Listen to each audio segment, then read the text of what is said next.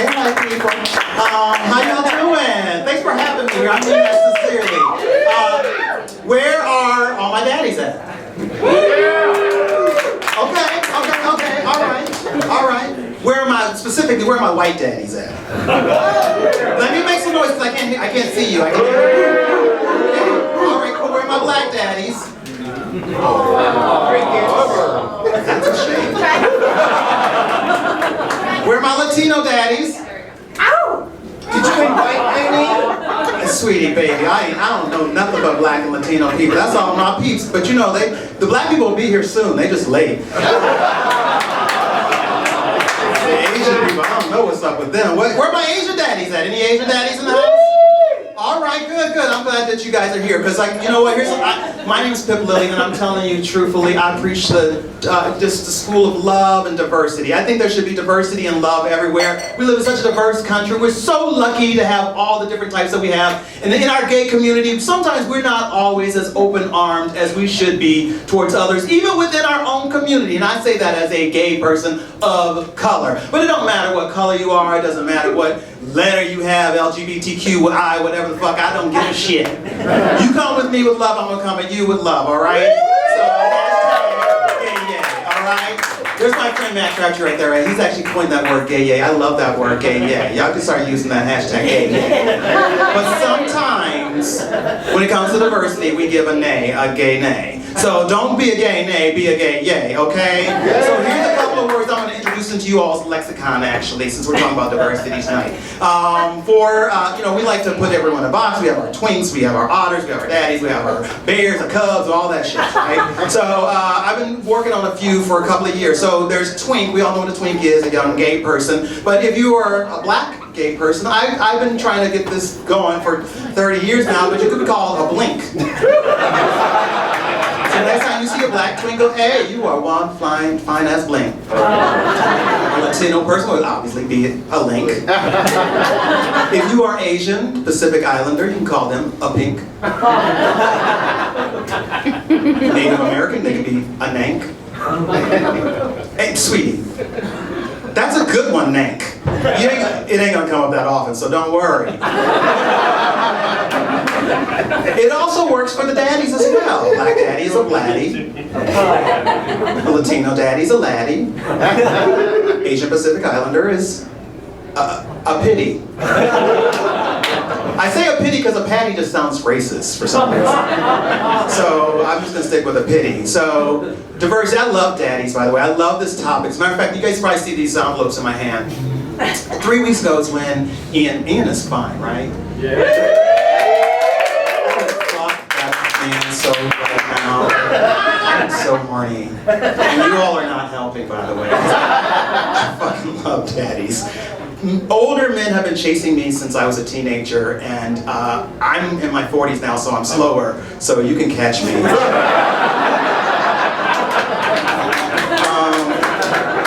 Oh, yeah. No, I love a young, pretty, tight body. But I love a man that knows how to use his dick. And that comes with age and experience. So I appreciate that. So anyway, there's a lot of topics about daddy that come to mind. And I wrote like 8 different things down. And I couldn't decide what to do. So I wrote down my 3 favorite sort of talking points about daddy on these envelopes. There's 3 different things on this envelope. And I'm going to have someone from the audience just pick one of them. And I'm going to sort of improvise something about that, okay? You are a lovely lady. So why don't you just pick any of these? This one in the middle? All right. It says sugar daddy. Oh. Yeah. All right, just so you know, they all were different. This one was black daddy dirty talk. And this one was chicken hawk. So sugar daddy. I'm glad you chose this one. So first of all, when I wake up in the morning, I do not like anything sweet. I only like savory when I first wake up. Like in the first few hours when I wake up, I only want coffee, eggs. With my toast, I want cheese or butter. I don't want jam. I'd rather have lox over jelly. I don't put sugar or cream in my coffee or my tea. I don't want waffles or pancakes in the morning. After 11 a.m., all I want is something sweet. But before then, no thank you. In the morning, I just want to get savory in my mouth. So Yeah. But nothing too sweet. And that's how I was sort of in the early parts of my life, you know, like when it came to something sugary, I didn't even want it then, until I got a little bit older and I started to realize the pleasure of sugar. So when like I said earlier, when I was actually 16 years old, the first time I sort of noticed that I might have some sort of power over older gay men. As I get older now, I also realize they just want to fuck you no matter what you are. So, but this is when I discovered this. I used to work at Hardee's, the fast food restaurant Hardee's. And yeah, give it up for Hardee's. This is in Peoria, Illinois, and I was smart in high school. I didn't really care about like prom and bullshit like that because I was gay and nobody was going with me. So I learned that I could make money working the weekends that no one else wanted to work, and I worked the graveyard shift. So it was 24 hours Hardee's. So I would go to work at 11 o'clock at night and I get off at 6 in the morning. So on the weekend at around 4 o'clock in the morning, that's when we switched over to breakfast. And that's the time that all the bars would close. And there was a gay bar near this Hardee's that I worked at. And so through the drive-thru would come all of these drunk gay men, usually daddies. And they would always hit on me. And I remember one guy in particular, I said, "Can I get you anything else?" He said, "I'll take some of that ass."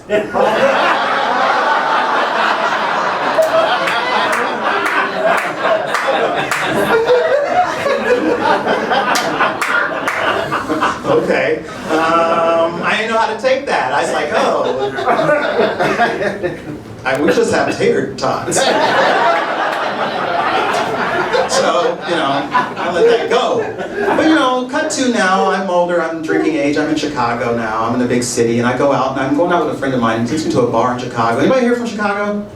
There's a bar in Chicago called Little Jim's. It's right in Boys Town. And Little Jim's is a little divey bar, which I love a divey bar. And you know, gay bars are overrated, I'm going to say, because gay bars now are all shiny and perfect and videos and shit like that. Little Jim showed porn. That's my kind of gay bar.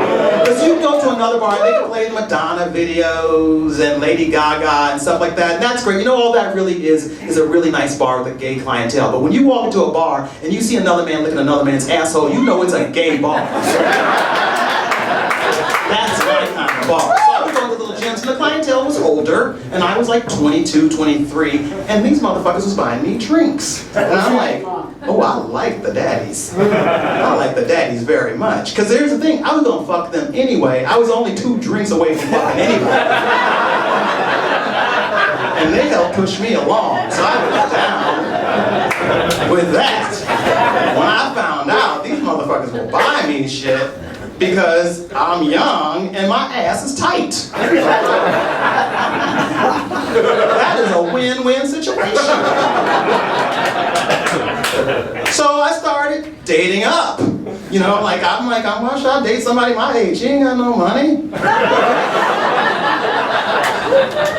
I will take the older. I told you, there is room for everybody in the PIP LILLY suit. I don't care. Black balls, white balls, Latino balls, Asian balls, I don't care. Old balls, young balls. Do your balls hang low? Do they wobble to and fro? Dip them in the soup. I don't give a fuck. Let's do it. So, I met this guy. His name was Steve. We met on Manhunt, actually, and he was my neighbor. I actually lived in my neighborhood, and it was perfect. Because I could walk to his house, fuck him, and then go home. And he always asked me to stay up, spend the night, and I'm like, why should I spend the night? I have my own bed. He said, well, what if I took you out to dinner? I'm like, okay, I'll stay a little longer. And so I stayed for dinner, and then, you know, he started taking me out to the movies and blah, blah, blah, and things I couldn't afford on my own. So I kind of developed the sugar daddy. And then, as it turned out, I kind of fell in love with the sugar daddy. And then we actually, it was really sweet. And I moved into his house, and he paid the rent, and he had a garden and dogs, and I donated to charity with his checkbook. I think that's the best relationship 2 people can have. And then we would fuck each other, and it was great fucking because, again, he had age and experience. And I love the age and experience part of it. And he liked to play games because I like to play games. And, like, you know, our favorite games were like I would wear like a motorcycle jacket, like a leather cap, and a jock strap, and then have a whip and riding crop, and I'd ride that motherfucker around the house. You can't do that with no young man. You need a daddy for that. Our other game was very age specific, and you really did need a young man, older man thing, because we played Yentl, and I would be Yentl. I would dress up as a girl, dressed up as a boy, and ask him, Daddy, can you hear me?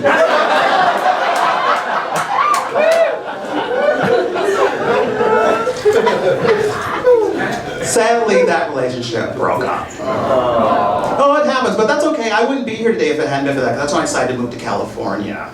And now I find myself middle-aged. I'm 46 years old, and I'm technically a daddy. I know I don't look like one, but I am a daddy. And so now I talk to young men that are the age I was when I was getting these daddies, and I am so awkward with them because I want to tell them, I will fuck you real good.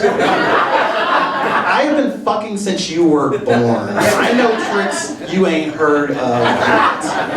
But when I say that, it just comes out awkward. And here's the thing. I ain't got no money. So I just can't be a sugar daddy. Oh well. I'm still taking applications, y'all. Thank you.